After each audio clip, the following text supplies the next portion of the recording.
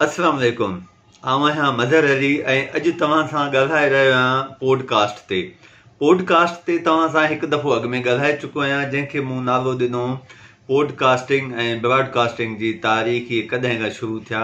उहा हुई असांजी किस्त नंबर 1। अॼु तव्हां सां किस्त नंबर 2 में ॻाल्हाए रहियो आहियां त पॉडकास्ट असीं शुरू कीअं कयूं।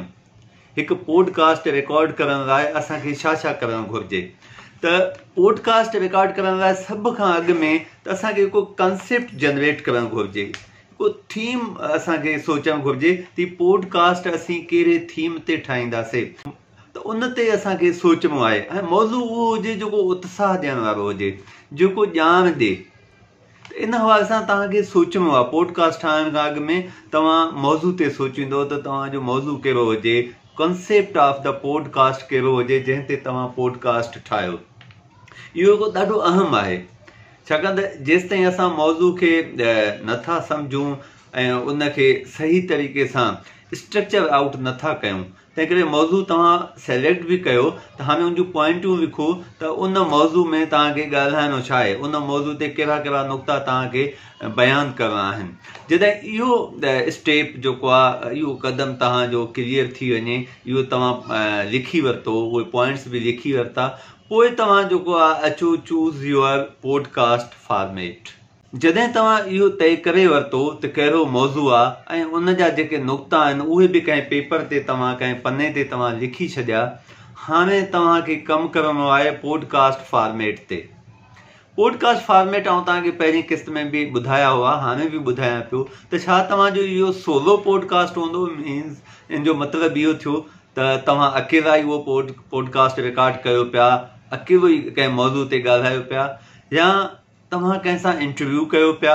इहो बि हिकु क़िस्म आहे त तव्हां कंहिं सां इंटरव्यू कयो, या तव्हां गपशप कयो पिया, कंहिं मौज़ू ते डिस्कशन कयो पिया, बहस मुबाहिसो कयो पिया, कुझु दोस्त गॾिजी तव्हां खाधनि ते ॻाल्हायो पिया, तव्हां ज़राइत ते ॻाल्हायो पिया, तव्हां टेक्नोलॉजी ते ॻाल्हायो पिया, या कंहिं बि मौज़ू ते तव्हां ॻाल्हायो पिया, या दोस्तनि जो हिकु गिरोह आहे, ग्रुप आहे, उहे ॻाल्हाइनि पिया, इंटरव्यू थियनि पिया, बहस मुबाहिसा थियनि पिया। त इहो तव्हांखे फॉर्मेट तय करिणो आहे त तव्हांजे पॉडकास्ट जो फॉर्मेट छा हूंदो। इहो ॾाढो अहम आहे।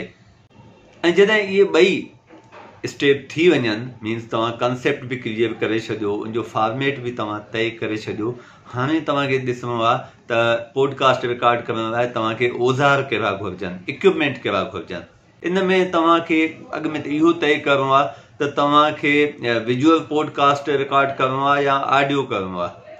मीन्स को वीडियो रिकॉर्ड करिणो आहे या ऑडियो करिणो आहे। जेकॾहिं वीडियो तव्हांखे रिकॉर्ड करिणो आहे त तव्हांखे सुठी कैमरा घुरिजे, या मोबाइल हुजे, मोबाइल ते बि तव्हां रिकॉर्ड करे सघो था, ऐं तव्हांखे हुन सां गॾु माइक बि घुरिजे। अच्छा, ऑडियो लाइ बि तव्हांखे माइक घुरिजे। हाणे माइक जो सुठो हुजण बि ज़रूरी आहे, छाकाणि त उन में ॿिया आवाज़ न अचनि, हुनजो आवाज़ु साफ़ु हुजे, तव्हां वटि जेको आवाज़ु अचे उहो साफ़ु हुजे। ऐं माइक जॾहिं तव्हां पाण इस्तेमालु करियो त उन जे विच में 2 खां 4 इंच जो तव्हां मुफ़ासिलो रखो, सफ़ा ऐं चपनि सां लॻाए माइक न रखो, ऐं सफ़ा परे बि न रखो। चोथों स्टेप आहे सॉफ्टवेयर जो, एडिटिंग सॉफ्टवेयर जो। जॾहिं तव्हांजो पॉडकास्ट रिकॉर्ड थी वञे, उहो ऑडियो पॉडकास्ट हुजे या विजुअल पॉडकास्ट हुजे, हाणे तव्हांखे हिकु सॉफ्टवेयर घुरिजे जेको हिनखे एडिट करे। जॾहिं असीं रिकॉर्डिंग कंदा आहियूं त कुझु शयूं असां वटि एक्स्ट्रा अची वेंदियूं आहिनि, या उन वक़्तु असीं ॻाल्हाए बि वेंदा आहियूं, कॾहिं कॾहिं विच में ॿिया आवाज़ बि अची वेंदा आहिनि।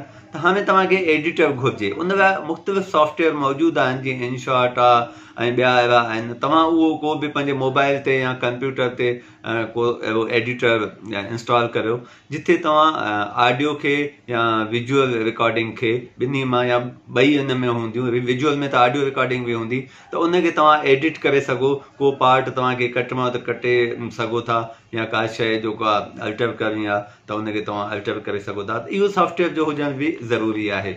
जॾहिं इहे सभई शयूं तव्हां वटि अची वञनि, पोइ तव्हां शुरू कयो पॉडकास्ट रिकॉर्ड करणु, ऐं उन में तव्हां कॉन्फिडेंटली उनखे रिकॉर्ड कयो।